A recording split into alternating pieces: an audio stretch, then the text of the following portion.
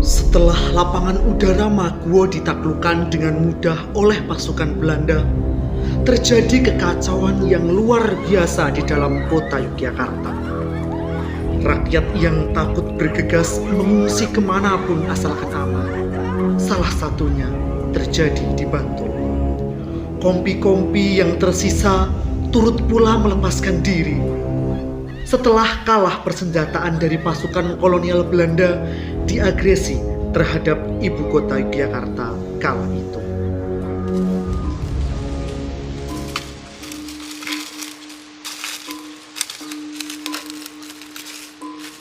Pon, Mas Pon, Mas Pon, nih.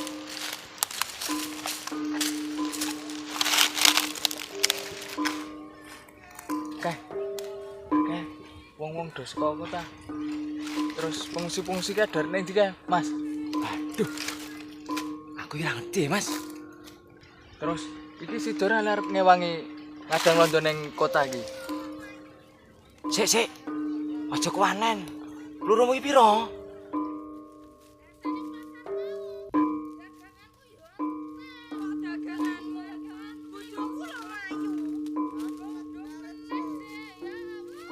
Mas. Ana salah siji ning perwira batalan siji. Endi? Kae lho. Wah, kayak Kapten Widodo kayak. Apa? Yo, ayo parani. Ayo. Kapten Widodo. Ya.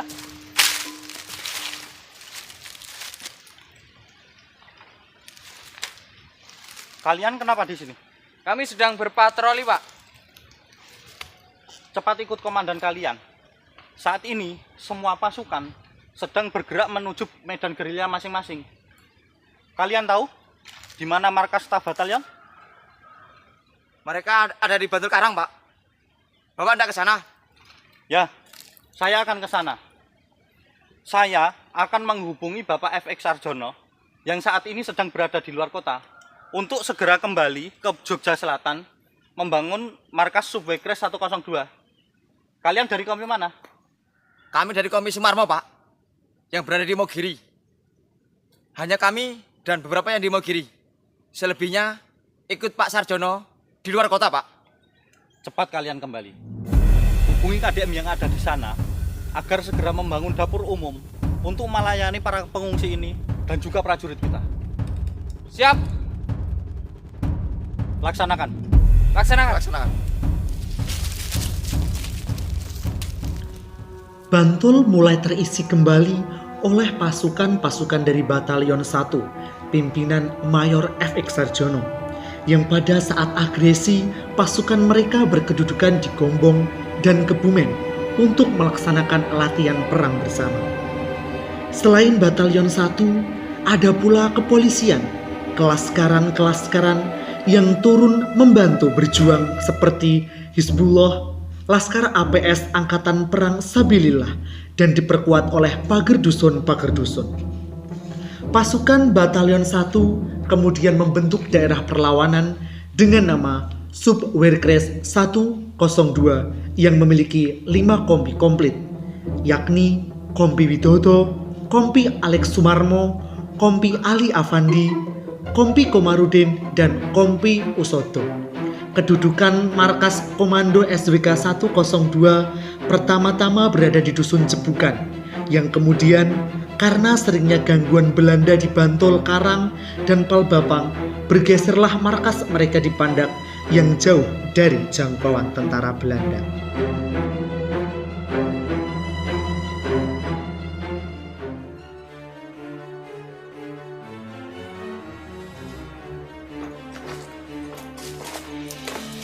Mbak, tolong Mbak, tolong. Siapa Mas? Monggo saya bantu.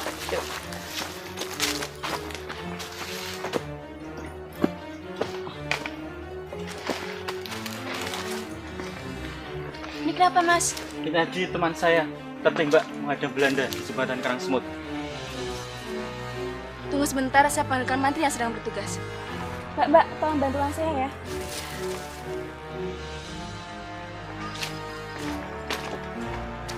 Ini Pak yang tertembak. Oh ya, biar saya lihat dulu lukanya. Ini Pak, pelurunya menembus sampai betis. kita akan coba untuk mengambil pelurunya. Tapi apakah cukup obat-obatan yang kita punya? Tidak cukup, Pak. Hanya cukup untuk melakukan operasi saja. Setelah itu, tidak ada obat lagi. Pengiriman dari kota pun belum juga datang. Kalau begitu, gunakan tanaman obat sebagai penggantinya. Baik, Pak. Hanya itu yang bisa kita lakukan saat ini.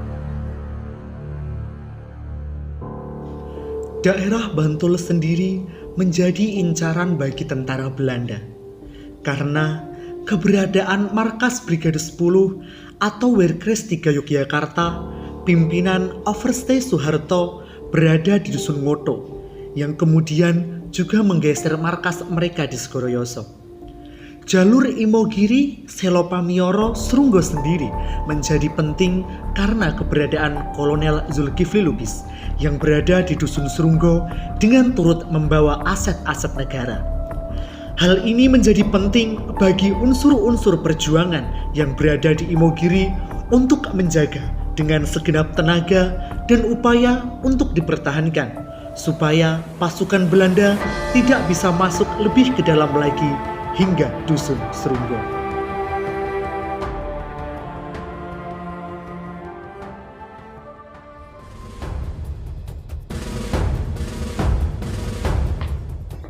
Izin, Pak.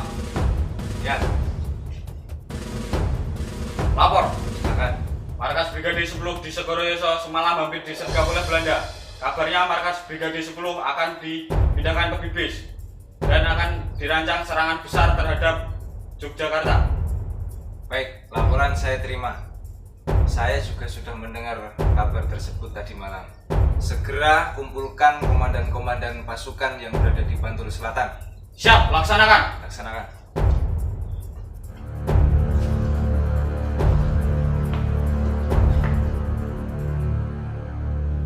Sementara unsur-unsur kejuangan yang berada di Imogiri sibuk mempertahankan posisi mereka di jembatan Imogiri dari merengseknya pasukan Belanda yang hendak menuju perbukitan Imogiri.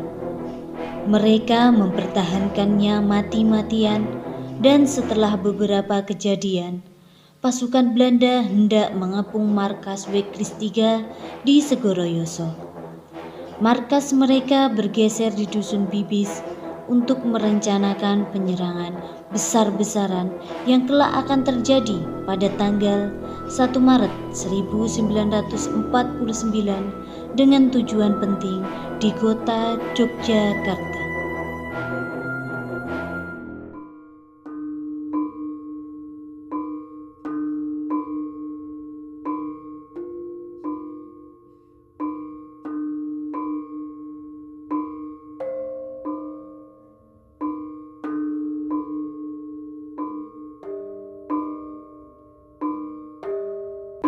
Mas Alex Sumarmo, apa kabar Mas? Baik Mas, sampean bagaimana? Baik juga Mas. Gimana kondisi saat ini Mas? Kondisi saat ini sedang tidak baik-baik saja. Lalu di mana kompi yang lain? Komarudin dan Widodo. Kompi yang lain, nah mereka ada di sana. Oh iya. Mari kita ikut gabung. Mari Mas.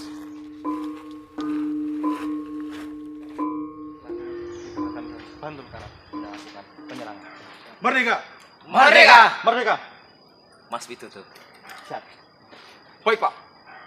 Baik. Baik.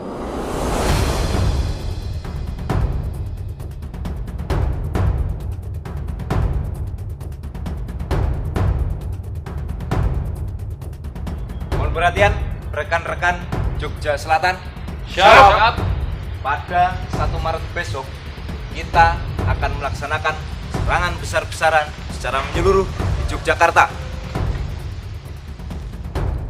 Lalu tugas-tugas kami apa, Bung? Yang pertama, Kompi Alex Sumarmo. Siap. Bergeraklah dari Tarut dan Sangkal mendekat ke markas Wehrkreis yang berada di Bibis. Lalu adakan kontak dengan KDM atau Laskar Teritori Molo di sana. Selanjutnya, kami akan mengikuti pasukan Wehrkreis 3 mendekat ke arah pusat kota dari arah selatan. Untuk Kapten Widodo, Siap.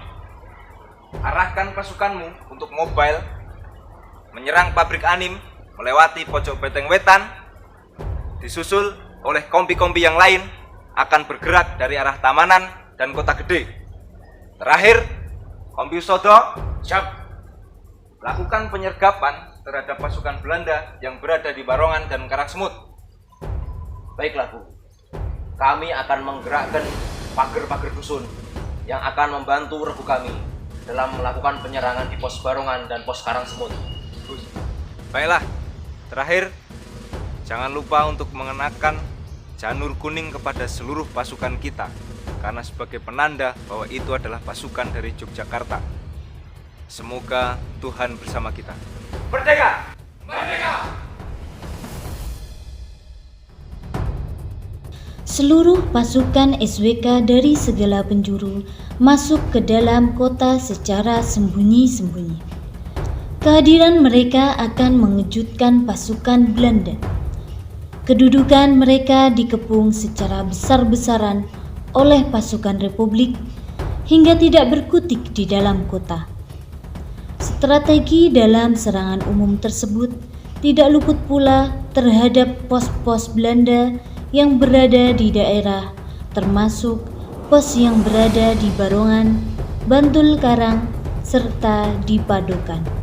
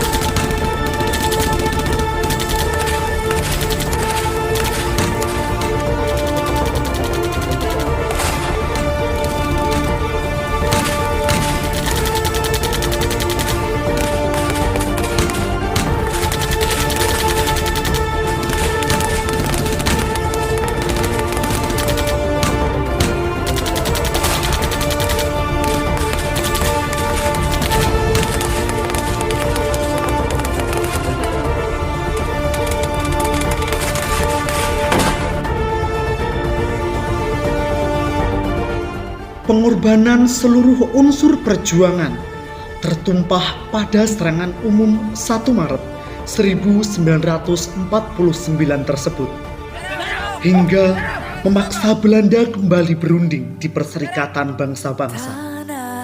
Hendaklah perjuangan kita berdasarkan kesucian dan percaya perjuangan yang suci itu senantiasa mendapatkan pertolongan Tuhan.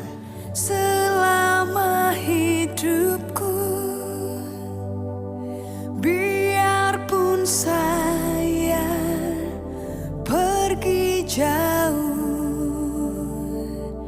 tidak akan hilang dari kalbu. Merdeka!